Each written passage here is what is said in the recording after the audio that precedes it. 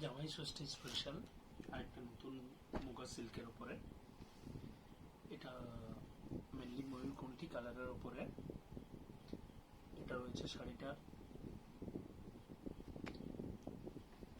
আঁচল। আঁচলের পাড়টা হবে নিচের দিকে বড় মহাপাড়ের উপরে, খুবই সুন্দর আলপনা কাজের উপরে।